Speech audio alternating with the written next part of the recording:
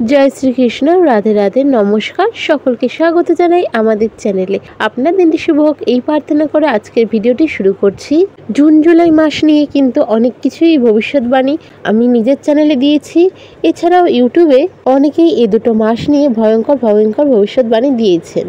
তো এই ঘটনাগুলো তো ঘটছে, সত্যি আমরা তার প্রমাণ পাচ্ছি এবং দেখছি।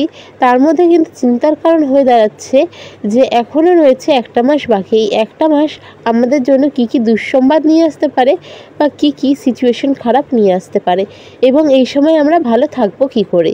তাই আজকে আমি আপনাদের সাথে শেয়ার করব কিছু রেমেডি প্রত্যেকটা রাশি অনুসারে, এবং এই মাসের রাশিফল, জুলাই মাসে যে রাশিগুলি কেমন যাবে।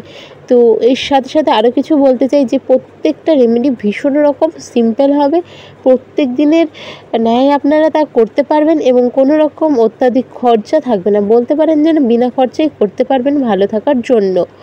তো চলুন ভিডিওটি শুরু করা যাক। ভিডিওর শেষে থাকছে প্রতিকার, বা বলতে পারেন প্রত্যেক দিনের রেমেডি ভালো থাকার। তো জেনে নেওয়া যাক কন্যা রাশির জুলাই মাস 2025 সালের ঠিক কেমন কাটতে চলেছে। কন্যা রাশি হলো কালপুরুষ রাশিচক্রের 6ষ্ঠতম রাশি। কন্যা রাশির অধিপতি হলো মার্কিউরি অর্থাৎ বুধ। কন্যা রাশির জুলাই মাস কেমন কাটবে সেই বিষয় নিয়ে আলোচনা করব। তার আগে কিছু জিনিস জেনে নেওয়া যাক। সেটা হলো আগামী 6ই জুলাই কিন্তু থাকছে দেবসায়নী একাদশী। এই দিন অর্থাৎ এই দেবসায়নী একাদশীর দিন কিন্তু ভগবান হরিবিষ্ণু যোগনিদ্রায় চলে যান, এবং আগামী 4 মাস পর্যন্ত তিনি যোগনিদ্রায় থাকেন। এবং কার্তিক মাসের একাদশী, যেটা দেবোত্থান একাদশী বলে আমরা জেনে থাকি, সেই একাদশীতে তিনি আবার পুনরায় নিজ স্থানে ফিরে আসেন। তবে এই 4 মাস কিন্তু মহাদেবের শঙ্কর রূপে জগতের প্রত্যেকটা প্রাণী রক্ষা করে থাকেন। এর সাথে সাথে এই জুলাই মাসে বেশ কিছু গ্রহের যোগ সংযোগ থাকছে। যেমন আগামী 10ই জুলাই থাকছে গুরু পূর্ণিমা। এর সাথে সাথে 13ই জুলাই শনি মহারাজ বক্রী হচ্ছেন মীন রাশিতে। সূর্যদেব রাশি পরিবর্তন করছেন, অর্থাৎ সূর্য রাশি পরিবর্তন করে তিনি যাচ্ছেন বুধের সাথে। এর ফলে শুরু হচ্ছে বুধাদিত্য যোগ, যা হচ্ছে 16ই জুলাই।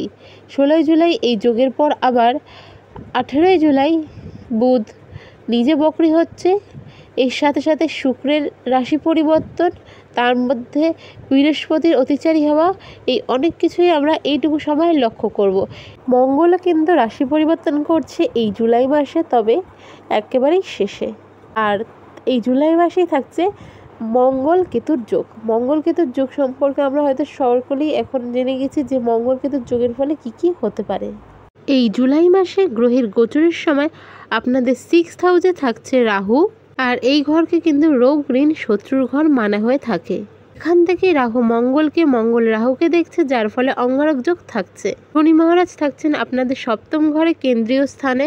আর 13ই জুলাই শনি মহারাজ বক্রী হচ্ছেন। শুক্র থাকছে আপনাদের ভাগ্যস্থানে, যার ফলে আপনাদের আংশিক মালব্য নামক রাজযোগের সৃষ্টি হচ্ছে।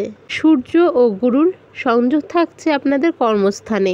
তবে 16 তারিখের পর সূর্য রাশি পরিবর্তন করে চলে যাবে বুধের সাথে। বুধ বর্তমানে রয়েছে আপনাদের লাভভাবে, এবং সূর্য সেই সময় লাভভাবে চলে যাবে এবং বুধের সাথে যোগ হয়ে বুধাদিত্য যোগের সৃষ্টি করবে। বুধ আপনাদের রাশিধিপতি 18ই জুলাইয়ের পর কিন্তু বক্রী হচ্ছে। আর মঙ্গল কেতুর যোগ রয়েছে কিন্তু আপনাদের ব্যয়ের ঘরে, মোক্ষের ঘরে, অর্থাৎ 12 নম্বর ঘরে। তবে 29 তারিখ মঙ্গল রাশি পরিবর্তন করছে, আর সাথে সাথে আপনাদের রাশিতে গোচর করবে। তো দেখে নেওয়া যাক এই সময় আপনাদের ক্যারিয়ার কেমন থাকবে। যারা চাকরির সাথে যুক্ত রয়েছেন, বিশেষত যারা প্রাইভেট জবের সাথে যুক্ত রয়েছেন, তাদের কিন্তু কর্মস্থানে বদলির সম্ভাবনা এই সময় থাকছে।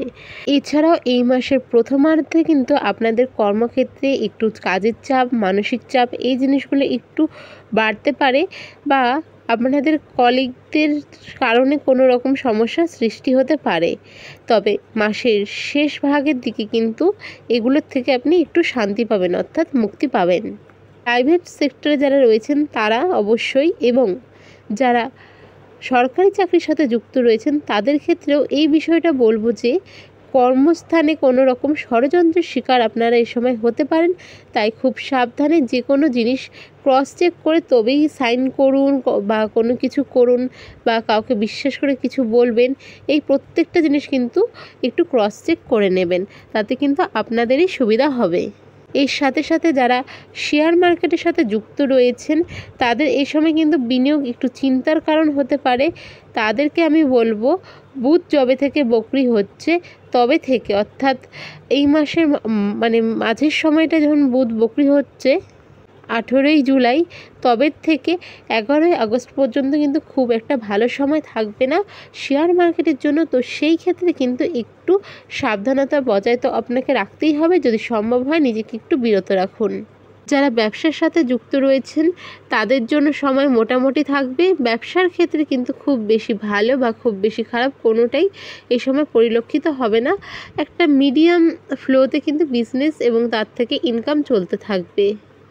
তবে যারা ব্যবসার সাথে যুক্ত রয়েছেন, বিশেষ করে লাক্সারি আইটেম, পারফিউম, নানান ধরনের ডেকোরেশনের আইটেম, ইন্টেরিয়ারের আইটেম, সাজগোজের জিনিস, জামা কাপড়, ঘরের সাজানো জিনিস বা এরকম জাতীয় জিনিসের সাথে যুক্ত রয়েছেন, তাদের জন্য সময়টা বেশ ভালো হতে চলেছে।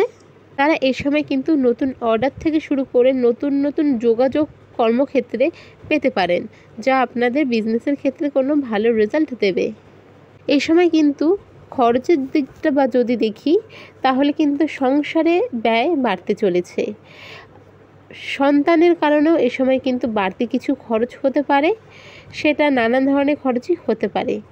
তবে বিগত যেই সময় গেছে তার থেকে কিন্তু একটু বেশি খরচ হওয়ার সম্ভাবনা এই মাসে থাকছে। মোটামুটি মাসের মধ্যভাগ সময়টা বা বলতে পারেন যে 10 তারিখের পর থেকে, যবে গুরু পূর্ণিমা হচ্ছে তবের পর থেকে 18 তারিখের আগে পর্যন্ত সময়টার মধ্যে আপনার যেগুলি দরকারি কাজ, প্রায়োরিটি বেসিসে যেই কাজগুলি দরকারি আগে করা সেই কাজগুলি সেরে ফেলুন, নয়তো কিন্তু আপনাকে সেগুলি নিয়ে একটু দৌড়ঝাঁপ বেশি করতে হতে পারে বা ভুগতে হতে পারে। এই সময় কিন্তু আপনাদের শত্রুপক্ষ বেশ অ্যাক্টিভ থাকছে, প্রতিবেশীদের সাথে অশান্তি হওয়ার সম্ভাবনা থাকছে। তো এই সময় কিন্তু একটু সাবধানতার সাথে সব কিছু করবেন।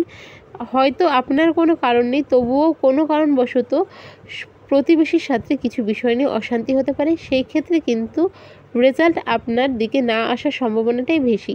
তাই চেষ্টা করবেন অযথা অশান্তি না বাড়ানোর।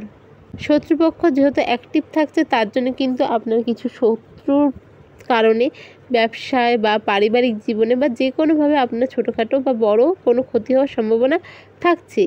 তাই প্রত্যেকটা জিনিস এই সময় যদি মনে হয় যে জিনিসটা এমন কেন হচ্ছে বা এমন হওয়ার ছিল না, একবার করে রিচেক করে নেবেন। এই সময় কিন্তু আপনারা সেভিংস করে উঠতে সেভাবে একদমই সক্ষম হবেন না।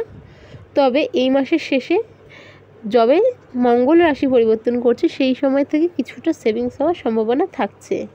এই সময় বাড়িতে কোনো গুরুজনের তরফ থেকে, মা বাবার তরফ থেকে বা উচ্চপদস্থ কোনো ব্যক্তির থেকে কিন্তু কর্মক্ষেত্রে, সেটা চাকরি ব্যবসা যে কোনো ক্ষেত্রে কিন্তু কিছু সাহায্য পেতে পারেন, যা আপনাদের জন্য ফিউচারে ভালো কিছু হতে পারে। এই সময় দেখতে গেলে রিলেশনের দিকে পরিবারের সাথে মোটামুটি ভালো সম্পর্ক বজায় থাকবে। যারা বিবাহিত রয়েছেন তাদেরও সম্পর্ক মোটামুটি ভালো থাকবে। তবে লাভ রিলেশনে যারা রয়েছেন নিজেদের মধ্যে কিন্তু একটু মিসআন্ডারস্ট্যান্ডিংয়ের কারণে ছোট বড় সমস্যা হতে পারে। তবে সেটা সাময়িক নিজেদের মধ্যে কথা বলে তা খুব সহজেই মিটিয়ে নিতে পারবেন। তবে কোনো তৃতীয় ব্যক্তি কিন্তু এই সময় দাম্পত্য সম্পর্ক বা প্রেমের সম্পর্ক কোনো ধরনের ঝামেলা সৃষ্টির কারণ করার চেষ্টা করতে পারে। কেউ যদি আপনাকে কোনো বিষয়ে কোনো কাজের অফার দেয় এবং আপনার সেই বিষয়ে নিয়ে যদি সংশয় থাকে, তবে অবশ্যই চোখ বন্ধ করে বিশ্বাস করে মনে সংশয় নিয়ে কাজগুলো করবেন না, একটু রিচেক করে নেবেন।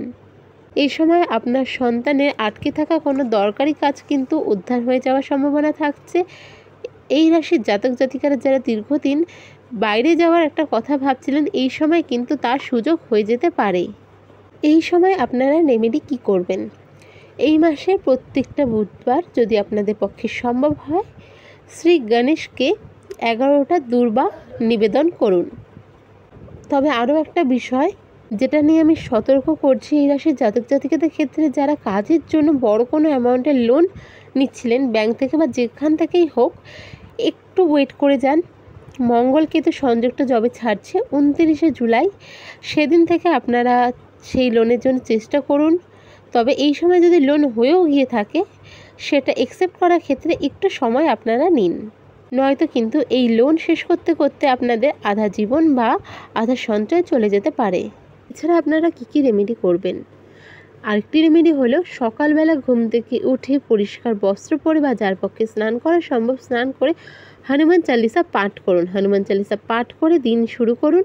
তারপর নিত্যদিন যেভাবে কাজ করেন সেভাবেই করবেন। মাসের একটি শনিবার কোনো দুস্থ ব্যক্তিকে কালো তিল বা কালো ছাতা এগুলি দান করতে পারেন, বা সরষের তেলও দান করতে পারেন নিজের সামর্থ্য অনুযায়ী। ছাতার ক্ষেত্রে একটি ছাত্রা দান করুন, আর কালো তিলের ক্ষেত্রে 1 কেজি 125 গ্রাম যদি সম্ভব হয় তবে দান করুন।